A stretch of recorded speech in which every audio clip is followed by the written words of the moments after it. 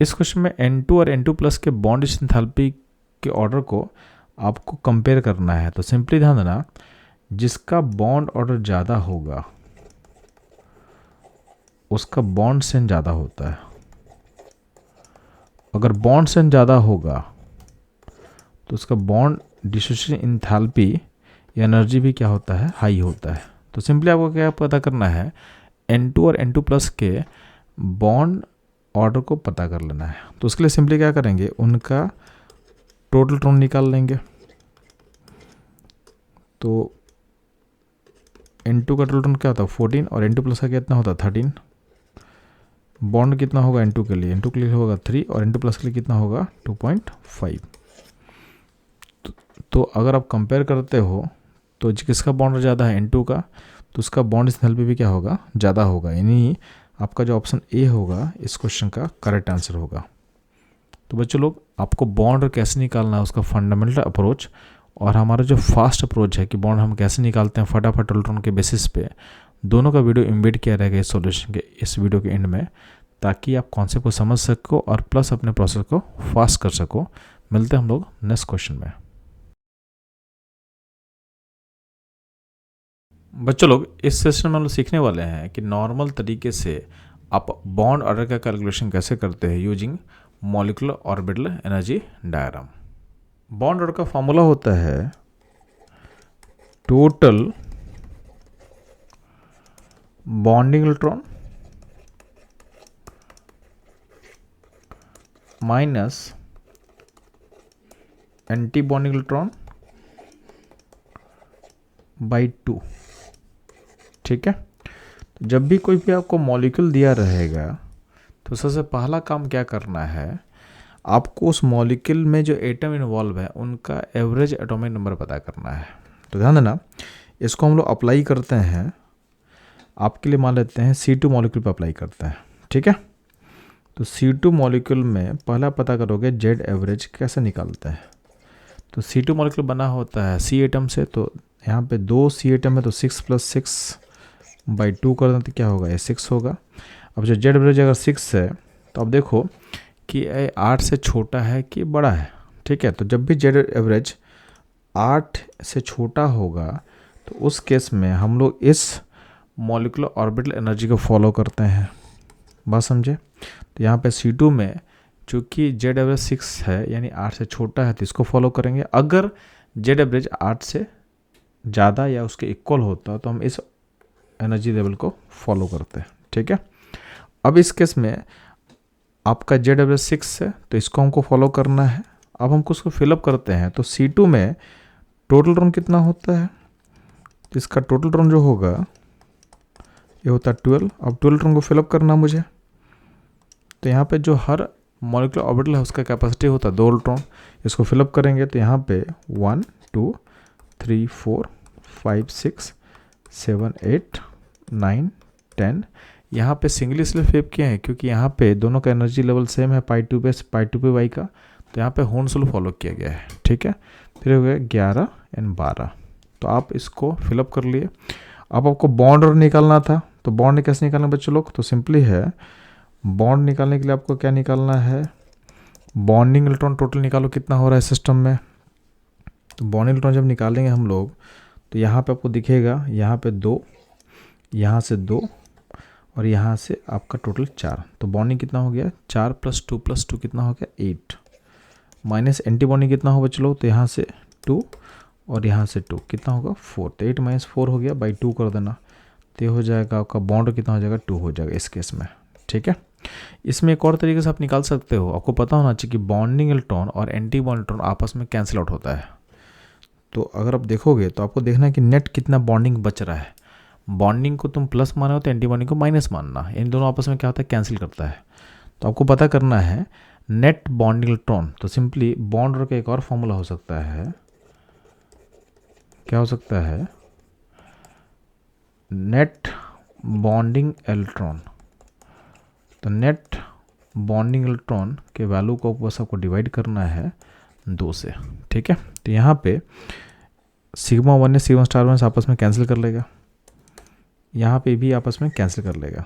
तो net bonding बस यहाँ से आ रहा है, कितना आ रहा है 4 आ रहा है, तो उसको डिवाइड करेंगे कितना, 2 से, तो 4/2 2 क्या होगा, ए होगा 2। तो यहाँ से आपका बॉन्ड 2 निकल के आ रहा है। ठीक है, तो ये था इसका एप्लीकेशन C2 मॉलिक्यूल के लिए। नेक्स्ट मूव करते हैं, इसको अप्लाई करते हैं हम लोग N2 पे। तो पहला क्या काम करेंगे, N2 मॉलिक्यूल में जो एटम इन्वॉल्व है, यानी यहाँ नाइट्रोजन एटम इन्वॉल्व है, उसका पहले आप जेड एवरेज निकालोगे। तो जेड कितना होगा, 7 + 7/2, तो सब लोग 7 आ रहे, यानी क्या 8 से छोटा है, यानी इसको हमको फॉलो करना है, इस एनर्जी लेवल को फॉलो करना है। और N2 में टोटल कितना होता है, 14, इसको फिलअप करना है। तो फिलअप कर लेते हैं 14 को हम लोग। तो यहाँ पे 1 2 3 4 5 6 7 8 9 10 11 12 13 14। तो आपका बॉन्ड ऑर्डर कैसे निकलेगा, तो टोटल बॉन्ड इलेक्ट्रॉन निकालो। तो बॉन्डिंग आपको कहाँ कहाँ दिख रहा है बच्चों लोग, बॉन्डिंग आपको यहाँ दिखेगा, यहाँ दिखेगा, यहाँ दोनों दिखने वाला है, और फिर यहाँ दिखेगा। तो आपका बॉन्डिंग इलेक्ट्रॉन कितना हो गया, 10 माइनस एंटी बॉन्डिंग की कहाँ दिखे बच्चों लोग, तो एंटी बॉन्डिंग आपको यहाँ दिखा, सिग्मा 1s स्टार यहाँ पे, और यहाँ दिखेगा आपको, तो क्या दिखेगा 4, तो 10 - 4/2 कर लो, तो ये हो जाएगा 3। तो N2 का बॉन्ड क्या हो गया, 3 हो गया। इसको अगर आप ऐसे निकालते हो कि नेट बॉन्डिंग इलेक्ट्रॉन कितना आपको दिख रहा है, तो नेट बॉन्डिंग के फॉर्मूले पर अगर हम चलते हैं तो उस केस में क्या होगा, ए नेट हो जाएगा 0, यहाँ भी नेट 0 हो जाएगा। तो बस यहाँ से बस बचेगा, तो ये जो पूरा आपको बच रहा है ये हो जाएगा नेट बॉन्डिंग। नेट बॉन्डिंग कितना बच रहा है, तो नेट बॉन्डिंग इलेक्ट्रॉन बचने वाला है आपके पास 6, तो 6 से बाई 2 कर दो, तो हो जाएगा 3। तो इस तरीके से आप N2 का बॉन्ड निकाल सकते हो। सिंपली अगर बात करते हैं O2 का निकालने का, तो पहले बात O2 में आपका जेड एवरेज पता करो। तो O2 बना किससे होता है, O एटम से, तो 2 एटम होगा तो क्या होगा, 8 + 8/2 कर लेंगे, तो हो जाएगा 8, यानी ये 8 के इक्वल है। यानी इस केस में हमको इस एनर्जी लेवल को फॉलो करना है। तो अब O2 को हम फिलअप करेंगे, तो उस केस में क्या होता है, 1 2 3 4 5 6 7 8 9 10 11 12 13 14 15 16। अब फिलअप कर लिए। अब आपको बॉन्डिंग इलेक्ट्रॉन काउंट करो। तो बॉन्डिंग इलेक्ट्रॉन कितना काउंट होगा बच्चे लोग, तो यहाँ पे आपको यहाँ से 2 मिलने वाला है, यहाँ से 2 4, यहाँ से 2 6, और 6 और प्लस यहाँ से 4 10। ठीक है, तो बॉन्ड जो होगा 10 माइनस एंटी बॉन्डिंग कहाँ से मिलेगा, तो एंटी बॉन्डिंग मिलने वाला है यहाँ से 2 2 4, और यहाँ से 2 6, तो 10 - 6/2, यानी क्या हो जाएगा, 1 2 हो जाएगा, बॉन्ड ऑर्डर 2 हो जाएगा। अगर आप इसको आप नेट इलेक्ट्रॉन से निकालना चाहते हो तो भी निकाल सकते हो आप। तो उसमें क्या करेंगे, ये दोनों कैंसिल, यहाँ बॉन्डिंग टू बॉन्डिंग कैंसिल, तो यहाँ पे नेट बॉन्डिंग कितना आपके पास है 6, और यहाँ पे एंटी बॉन्डिंग 2 है, तो ये दोनों कैंसिल करके नेट बॉन्डिंग कितना बचेगा, नेट बॉन्डिंग बचेगा 4 बचेगा, तो 4 नेट बॉन्डिंग बाई 2 कर देंगे, तो ये हो जाएगा 2। तो इस तरीके से आप O2 का बॉन्ड निकाल सकते हो। अगला हम मूव करते हैं हेटेरो एटम पे। तो हेटेरो एटम मान लेते हैं हम लोग को निकालना है NO का।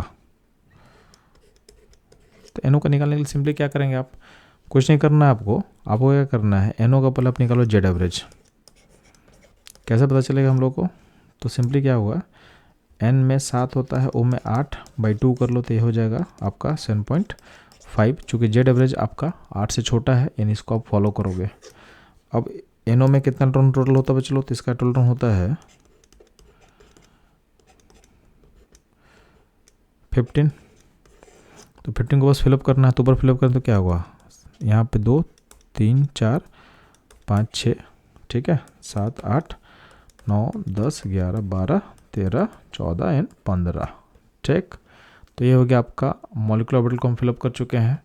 अब बॉन्ड कैसे निकलेगा, तो टोटल बॉन्डिंग इलेक्ट्रॉन देख लो, तो कितना हो रहा है, 2 2 4, और यहाँ पे 4 8 एंड 2 10। एंटी बॉन्डिंग कितना थे बच्चे लोग, तो यहाँ से 2 2 4 और 1 5/2 कर लो, यानी हो जाएगा ये 2.5। तो इस तरीके से बॉन्ड पता कर सकते हो। इनफैक्ट अगर आपको निकालना है, इसमें एक और तरीका बोले थे हम लोग कि नेट बॉन्डिंग पता कर लो, तो बॉन्डिंग एंटी बॉन्डिंग कैंसिल करता तो यहाँ पे क्या होगा, ये होगा नेट ख़त्म हो जाएगा, यहाँ भी ये बॉन्डिंग एंटी बॉन्डिंग कैंसिल कर लेगा। तो नेट यहाँ पे 6 बॉन्डिंग है और यहाँ पे 1 एंटी बॉन्डिंग है, तो इसमें नेट बॉन्डिंग कितना होगा, तो नेट बॉन्डिंग बाई 2 करके भी निकाल सकते थे हम लोग बॉन्ड ऑर्डर। तो नेट बॉन्डिंग बचा 5, तो 5/2 करके आंसर कितना होगा 2.5। तो इस तरीके से आप NO का निकाल सकते हो। अगर मान लेते हैं कोई पास चार्ज आएगा तो कोई दिक्कत नहीं है, यानी आपके स्पीच में जैसे मान लेते हैं कि मेरे पास NO+ आएगा, तो NO+ का बॉन्ड कैसे निकालना आपको, कोई दिक्कत नहीं है। आप पहले जेड एवरेज निकालो, तो जेड एवरेज कैसे निकालेंगे, तो इसमें चार्ज का कोई मतलब ही नहीं है, जो एटम इन्वॉल्व है उसका एटॉमिक नंबर पता कर लो, तो 7 + 8/2 कर लो, फिर से क्या होगा 7.5 आ रहा है, यानी आपको इस एनर्जी लेवल को फॉलो करना है। NO+ में न्यूट्रॉन कितना हो टोटल न्यूट्रॉन क्या होगा 14। अब इस 14 न्यूट्रॉन को फिलअप करना है मेरे को, तो फिलअप करते हैं 1 2 3 4 5 6 7 8 9 10 11 12 13 14। अब बॉन्ड निकालने में सिंपली क्या होगा, तो आपको बॉन्डिंग कितना आएगा 10 माइनस एंटी बॉन्डिंग कितना आ रहा है 4/2 कर लो, तो क्या होगा इसका आंसर 3 आ जाएगा। ठीक है। और अगर आप नेट टोटल बॉन्डिंग का बात करते हो तो यहाँ पे ये दोनों नेट खत्म हो रहा है, यहाँ पे दोनों कैंसिल आउट करेगा, तो नेट बॉन्डिंग कितना हो रहा है 6, तो नेट बॉन्डिंग 6 है, तो 6/2 करके भी आप बॉन्ड निकाल सकते थे। इसका आंसर क्या होगा, इसका आंसर 3 आएगा। ठीक है। तो चार्ज हो चार्ज नहीं हो, सिंपल तरीके से आपको बॉन्ड निकालना मैं सिखा दे रहा हूँ। अब ध्यान देंगे, एक और केस देख लेते हैं। जैसे मान लेते हैं कि O2-, तो O2- में क्या करना, कुछ नहीं करना, बस आपको जेड एवरेज पता करना है। तो O2- में माइनस को भूल जाओ, अल्टीमेटली मेरे को जेड के लिए बस प्रोटॉन का नंबर चाहिए, तो उसे चार्ज से कोई मतलब तो है नहीं। तो O2- बना हो 2 एटम से, तो इसका जेड एवरेज क्या होगा 8 +/2 कर लेंगे, यानी इसका 8 आ रहा है जेड एवरेज। अब जेड एवरेज 8 है, मतलब हमको इस ऑर्डर को फॉलो करना है। तो यहाँ पे O2- में टोटल कितना होता है 17। तो बस अब फिलअप करो, तो फिलअप करोगे यहाँ पे, तो यहाँ पे क्या होगा 1 2 3 4 5 6 7 8 9 10। ठीक है। 11 12 13 14 15 16 17। तो ये हो गया आपका टोटल 17 इलेक्ट्रॉन का फिलअप हम लोग कर चुके हैं। ठीक है। अब इसमें क्या करना है आपको, अब इसमें सिंपली करना है आपको बॉन्ड पता करने के लिए bonding minus anti bonding by 2 करना है। तो बॉन्डिंग कितना होगा, चलो यहाँ से आएगा 2 2, यहाँ से आएगा 2 और यहाँ से आ गया 4, तो बॉन्डिंग टोटल कितना हो गया 10, माइनस एंटी बॉन्डिंग कितना दिख रहा है बच्चों, तो एंटी बॉन्डिंग आपको दिख रहा होगा यहाँ पे 2, यहाँ पे 2, यहाँ पे आपका टोटल कितना दिखा 3 एंटी बॉन्डिंग दिख रहा है, तो कितना होगा 7 होगा। तो 10 - 7/2 कर देंगे, यानी क्या होगा इसका आंसर 1.5। बात समझ में आया।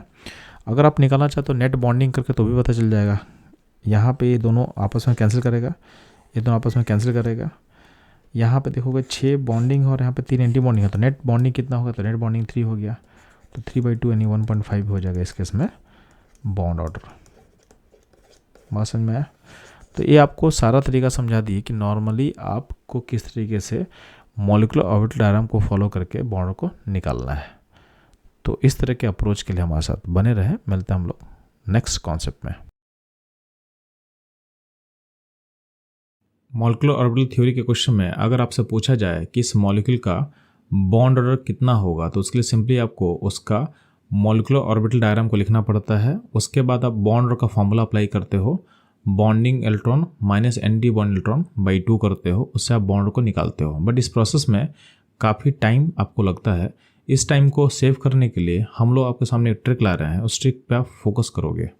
आपको सिंपली क्या करना है, आपको मॉलिक्यूल का टोटल इलेक्ट्रॉन काउंट कर लेना है और आपको पता होना चाहिए कि जब भी टोटल इलेक्ट्रॉन 0 हो, 4 हो, 8 हो या फिर 20 हो, 0 4 8 या 20, इस केस में आपके मॉलिक्यूल का बॉन्ड ऑर्डर 0 आता है। ठीक है। अब ध्यान देना, तो आपके पास जो बेंचमार्क हो गया 0 4 8 20, यहाँ पे आपके मॉलिक्यूल का बॉन्ड क्या आता है 0 आता है। अब सिंपली क्या करना, आप इसको 3 पार्ट में बांट सकते हो। आपका एक सेगमेंट होगा 0 से 4, दूसरा सेगमेंट होगा 4 से 8 और थर्ड सेगमेंट होगा 8 से 20। अब ध्यान देंगे, आपको पता है कि 0 पे बॉन्ड 0 होता है, 4 पे बॉन्ड क्या होता है, 0 होता है। तो 0 4 का मिड पॉइंट क्या होगा, 2 होगा। तो अब ध्यान देंगे, मिड पॉइंट तक बॉन्डिंग मॉलिक्यूलर ऑर्बिटल फिलअप होता है और मिड पॉइंट के बाद आपका anti bonding molecular orbital fill up होगा। ठीक है। सिमिलरली अगर 4 से 8 का हम सेगमेंट को देखें तो उसका मिड पॉइंट क्या होगा, 6 होगा। तो 4 से 6 तक जब मूव करते हो तो आपका बॉन्डिंग इलेक्ट्रॉन का फिलअप होगा और 6 से 8 तक में आपका जो फिलअप होगा क्या होगा, एंटी बॉन्डिंग का फिलअप होगा। ठीक है। अगर हम बात करते हैं 8 से 20 का जो सेगमेंट है उसमें क्या होगा, उनका मिड पॉइंट क्या होगा, 14 आएगा। तो टिल 14 तक आपका बॉन्डिंग ऑर्बिटल फिलअप होता है और 14 के बाद यानी 15 ऑनवर्ड्स टिल 20 तक आपका फिलअप होगा एंटी बॉन्डिंग इलेक्ट्रॉन। आपको सिंपली पता होना चाहिए कि बॉन्ड ऑर्डर का फॉर्मूला क्या होता है, bonding electron minus anti bond electron divided by 2। इसको आप ध्यान से एनालाइज करो तो इसको आप 2 पार्ट में अलग कर सकते हो, bonding electron by 2 minus anti bond electron by 2।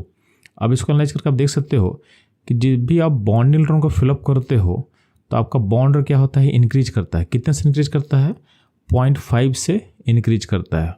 और जब भी आप एंटी बॉन्ड इलेक्ट्रॉन को फिलअप करोगे तो उससे आपका बॉन्ड क्या होगा, डिक्रीज करेगा। कितने डिक्रीज करेगा, तो 0.5 से डिक्रीज करता है। ठीक है। अब इस लॉजिक को हम अप्लाई करते हैं अपने सेगमेंट्स में। तो आपके पास 0 से लेकर 20 तक का जो सेगमेंट था उसको हम 3 पार्ट में बांट चुके हैं। कैसे बांट चुके हैं, 0 से 4, 4 से 8 एंड 8 से 20। तो 0 से 4 में आपका जो मिड पॉइंट है 2 है, 2 तक आपका बॉन्ड इलेक्ट्रॉन फिलअप होगा। तो आपको पता है कि 0 इलेक्ट्रॉन जब होता है तो उसके से बॉन्ड क्या होता है, 0 होता है। जब आप पहला इलेक्ट्रॉन डालोगे तो फर्स्ट इलेक्ट्रॉन यानी जब डालो तो कहाँ जाएगा, बॉन्डिंग में। तो आपका बॉन्ड क्या हो जाएगा, 0.5 हो जाएगा क्योंकि बॉन्डिंग में आ रहा है। सेकेंड जो इलेक्ट्रॉन डालोगे तो ही बॉन्डिंग में आएगा, तो फिर से बॉन्ड क्या होगा, 0.5 से बढ़ेगा, यानी इसके से बॉन्ड क्या आ जाएगा, 1 आ जाएगा। ठीक है। मिड पॉइंट के बाद जब आप मूव करते हो तो जब थर्ड इलेक्ट्रॉन आप डालोगे तो थर्ड इलेक्ट्रॉन कहाँ जाएगा, एंटी बॉन्डिंग में जाएगा। तो आपका बॉन्ड क्या होगा, 0.5 से घटेगा। ठीक है, यानी बॉन्ड क्या हो जाएगा, 0.5 हो जाएगा। और जब फोर्थ पे जाओगे तो भी एंटी बॉन्ड में जाएगा तो क्या होगा, आपका बॉन्ड फिर से 0.5 घटाएगा, यानी क्या हो जाएगा, बॉन्ड 0 हो जाएगा। ठीक है। तो ये हो गया पहला सेगमेंट। अगर हम सेकंड सेगमेंट का बात करते हैं 4 से लेकर 8 तक का, तो उसका मिड पॉइंट क्या होता है, 6 होता है। तो जब आप फिफ्थ इलेक्ट्रॉन डालते हो तो कहाँ जाएगा, बॉन्डिंग में। तो फिर से बॉन्ड क्या होगा, 0.5 से बढ़ेगा, यानी बॉन्ड क्या हो जाएगा, फिफ्थ का 0.5। 6 फिर से जाएगा बॉन्डिंग में तो कहाँ जाएगा, उसका बॉन्ड क्या हो जाएगा, 1। ठीक है। 7 जो इलेक्ट्रॉन जाएगा कहाँ जाएगा, एंटी बॉन्डिंग में, तो उसका बॉन्ड क्या हो, 0.5 से घटेगा, यानी बॉन्ड क्या हो जाएगा, 0.5 हो जाएगा। और 8 जो है हो जाएगा एंटी बॉन्डिंग में, तो क्या होगा, बॉन्ड क्या हो जाएगा, 0 हो जाएगा। ठीक है। तो यह हो गया आपका सेकंड सेगमेंट। हम बात करते हैं लास्ट सेगमेंट का। तो 8 से लेकर 20 का जो सेगमेंट है उसका मिड पॉइंट क्या है, 14 है। तो 8 के बाद 9th ऑनवर्ड्स आपका इलेक्ट्रॉन कहाँ जाएगा, बॉन्डिंग में। ठीक है। तो 9th इलेक्ट्रॉन जो जाएगा वो जाएगा बॉन्डिंग में, तो बॉन्ड क्या है, 0.5। 10 में क्या फिर से बॉन्ड जाएगा, क्या होगा, हो जाएगा 1। 11 जो इलेक्ट्रॉन है वो जाएगा फिर से बॉन्डिंग, तो क्या हो जाएगा, 1.5। 12 में क्या हो जाएगा, 2। 13 में क्या हो जाएगा, 2.5। 14 में क्या हो जाएगा, 3। तो ये हो गया 14 तक। 14 के बाद जो इलेक्ट्रॉन जाएगा एंटी बॉन्डिंग में, तो क्या होगा, बॉन्ड घटाएगा 0.5 से। तो 15 में क्या होगा, बॉन्ड आपका 2.5। 16 हो जाएगा 2। 17 होगा 1.5। 18 का 1, 19 का 0.5 एंड 20 हो जाएगा 0। तो ये था पूरा हर इलेक्ट्रॉन के करस्पॉन्डिंग बॉन्ड क्या होगा उसका शॉर्टकट मेथड। सिंपली आपको इसको याद कर लेना है। आपको एक सिमेट्री दिखेगा। सिंपल आपको क्या करना है, आपको 3 सेगमेंट को देखना है, 0 से 4, 4 से 8 और 8 से 20। ये सेगमेंट क्यों मैं चूज किया, क्योंकि 0 पे बॉन्ड 0 होता है, 4 पे 0 होता है बॉन्ड, 8 पे 0 होता है बॉन्ड और 20 पे 0 होता है। फिर हम लोग क्या किए, इस सेगमेंट का मिड पॉइंट ढूंढे। तो 0 से 4 का सेगमेंट का मिड पॉइंट क्या था, 2 था। 4 से 8 का मिड पॉइंट क्या था, 6 एंड 8 से 20 का मिड पॉइंट क्या था आपके पास, 14। तो मिड पॉइंट तक बॉन्ड इलेक्ट्रॉन फिलअप होगा और मिड पॉइंट के बाद एंटी बॉन्डिंग का फिलअप करना है। और आपको पता है कि हर बॉन्ड इलेक्ट्रॉन से बॉन्ड बढ़ता है 0.5 से और हर एंटी बॉन्ड के फिलअप से बॉन्ड घटता है 0.5 से। बस ये लॉजिक को अप्लाई करोगे, आप बॉन्ड बहुत सिंपली तरीके से आप बोल सकते हो। आपको कोई भी मॉलिक्यूलर ऑर्बिटल कॉन्फिगरेशन लिखने का नीड नहीं पड़ेगा। इस मेथड में आप टाइम इन्वेस्ट करके अपने काफ़ी टाइम को सेव कर सकते हो, जो आपके एग्जाम में काफ़ी हेल्पफुल रहेगा। इस तरह के इंटरेस्टिंग कंटेंट्स के लिए हमारे साथ बने रहें। मिलते हैं हम लोग नेक्स्ट वीडियो में।